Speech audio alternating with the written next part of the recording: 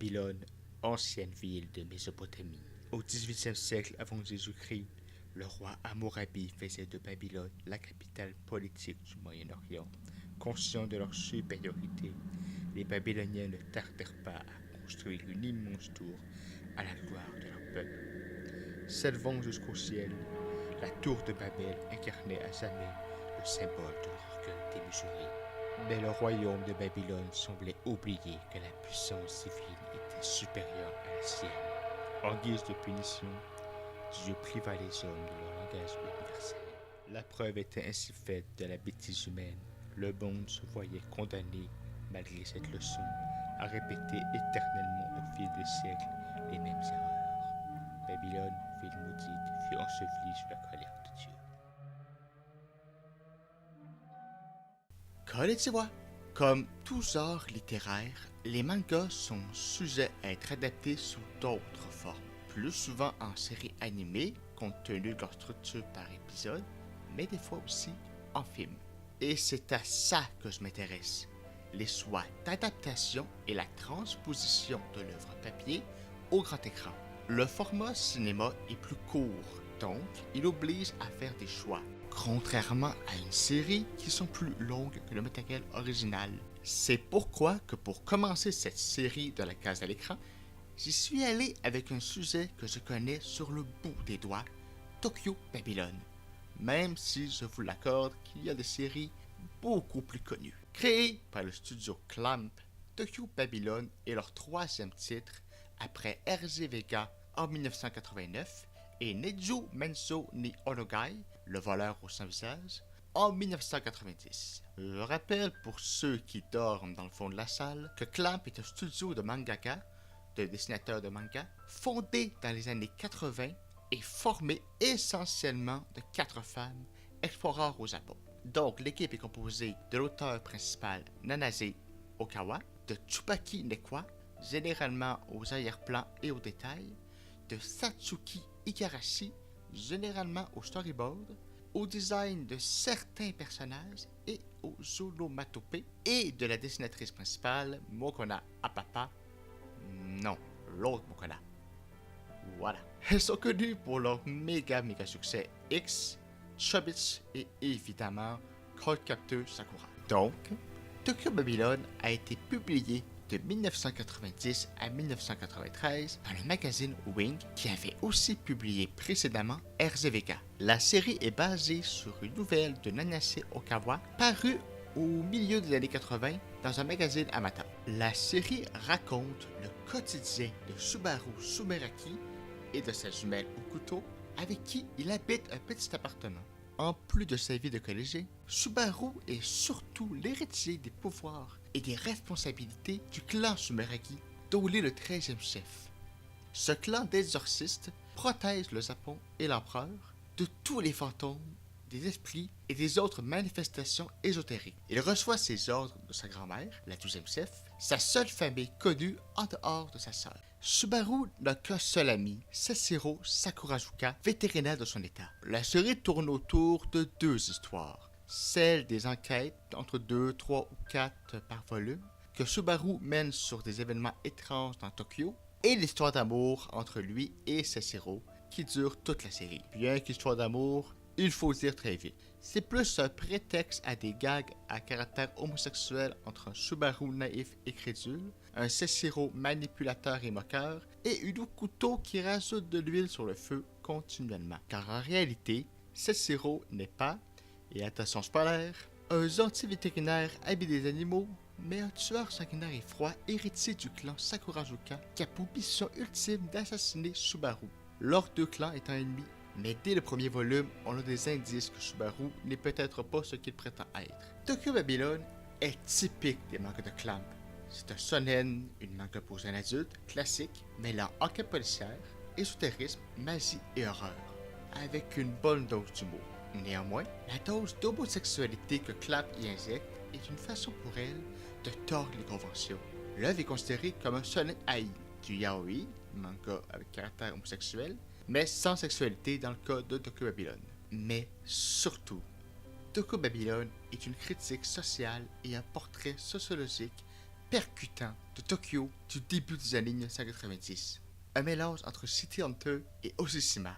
Un instantané d'une époque avec ses problèmes particuliers. Il faut se rappeler qu'en 1990, la bulle spéculative de l'économie japonaise allait éclater. De 86 à 90, le Japon a connu une croissance économique simplement folle de près de 15% par année. Croissance économique qui avait commencé dans l'après-guerre, accélérée dans les années 70 et atteindre un pic dans les années 80. Quand la spéculation boursière a explosé, des millions de familles se sont retrouvées remplies de dettes, mais sans argent, avec des terrains et des biens qui n'avaient plus aucune valeur. Tokyo Babylone dépeint donc une mégalopole japonaise perdue dans un brouillard de morosité, de chômage chez les jeunes, de perte de repères, de familles éclatées et déshonorées, de travailleurs et d'étudiants dépressifs. La série étant pour un public d'adolescents et de jeunes adultes, elle traite aussi de sujets plus près de leur réalité, comme l'intimidation dans les écoles, du suicide chez les jeunes,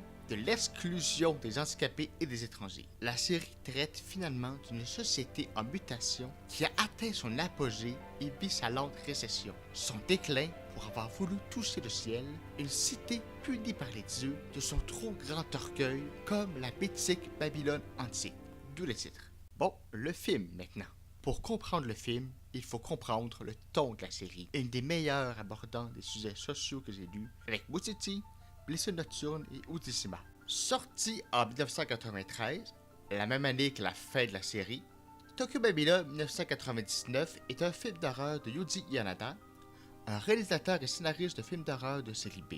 Son film le plus connu est Razen, tiré du roman de Koji Suzuki, l'auteur de Ringu.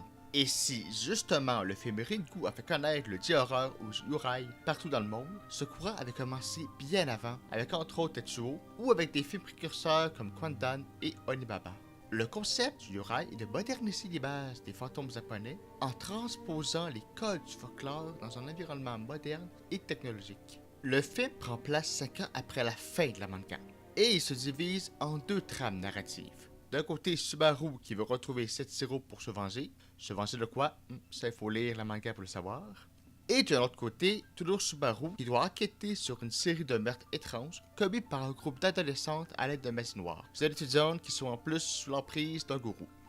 Le scénario s'inspire librement de 2 chapitres du manga, soit le 3e chapitre du 3e volume, où 3 étudiantes se vengent de leurs professeurs, de leur famille et de d'autres élèves à l'aide de magie noire, magie qui se retourne finalement contre elles, et du chapitre 5 du 4e volume, où Hashimoto, une adolescente victime d'intimidation à l'école, intègre une secte dirigée par une gourou un peu louche. Je m'avance un peu, mais il faut dire que le scénario du film n'a ni la critique de la technologie moderne de la première histoire, ni la complexité morale et psychologique d'Hashimoto.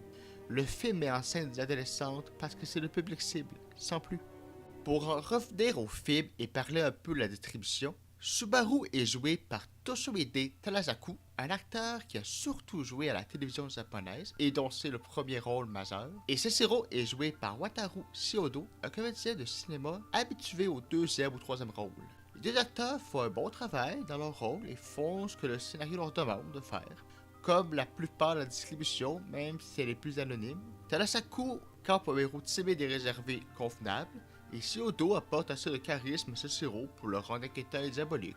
D'un point de vue général, le film est moyen, mais reste divertissant. Tokyo Babylone 1999 est vraiment un produit de masse visant à exploiter un courant naissant, mais déjà populaire, et une œuvre elle aussi populaire. Mais dans l'ensemble, le film rend bien le ton de la série, du moins dans son côté horreur et ésotérisme. Le budget était visiblement assez moyen, et ça donne une facture très télévisuelle au film. Yada fait un travail honnête à la réalisation, un travail propre, académique, un travail sans erreur. La musique de Kuniaki Asima est très années 90, une des pas toujours des plus subtiles, comme vous pouvez le voir dans cet extrait.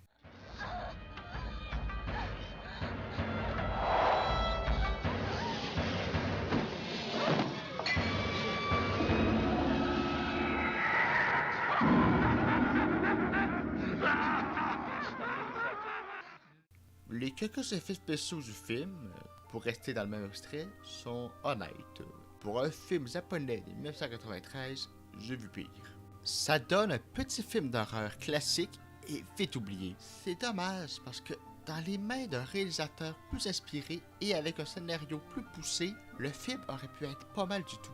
Il manque toute la critique sociale présente dans la manga, ainsi que la profondeur des personnages et de leurs dilemmes. Par exemple, dans l'histoire originale d'Hashimoto, Clam pose la question de la frontière entre persécutrice et persécutée, parce que dans le cas de cette histoire, ce ne sont que des filles. Est-ce qu'on doit riposter à la violence ou prendre sur soi? Elle critique aussi le système japonais qui a tendance à rendre les victimes responsables de leur sort parce qu'elles ne font pas assez d'efforts pour s'intégrer et développer leur vie sociale. Les personnages du film sont plats, sans personnalité, sans trait particulier. Oui, chacune des filles a vécu des enjeux dramatiques, mais tout reste en surface. Il manque aussi toute l'exploration artistique et la patte graphique particulière de Clam dans les images du film.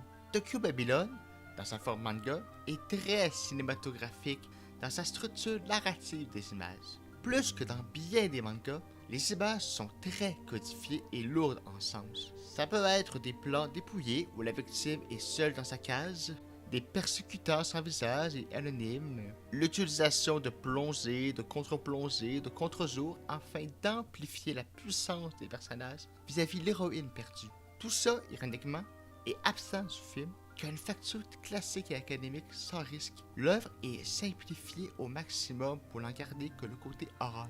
C'est certainement accidentel, mais le film contient au moins l'icône phare de Clam, la tour de Tokyo. Je sais que c'est un monument ultra connu, mais les filles de Clam aiment vraiment, mais vraiment ce symbole.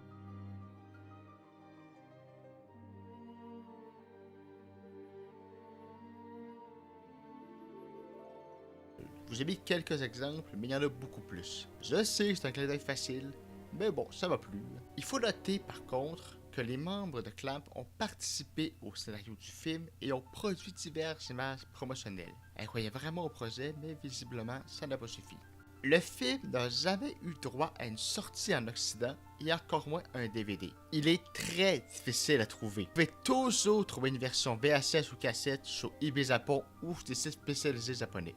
Mais il faut vraiment être un fan solide de Clam pour mettre autant d'efforts pour l'écouter. Mais si vous aimez Tokyo Babylon ou que vous aimeriez découvrir la série, je vous conseille plutôt les deux OVA beaucoup mieux faites et qui transposent avec plus de justesse la profondeur de la série et son humour. Sur ce, si vous avez aimé la vidéo, partagez-la, donnez un petit pouce ou laissez un commentaire. Et si vous connaissez des films tirés de manga, mais n'hésitez pas à me faire part. Arigato! 一流大学出てバカは人間じゃないと思ってる。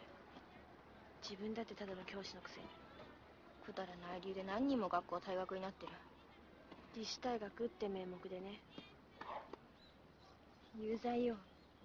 有罪有罪有罪有罪。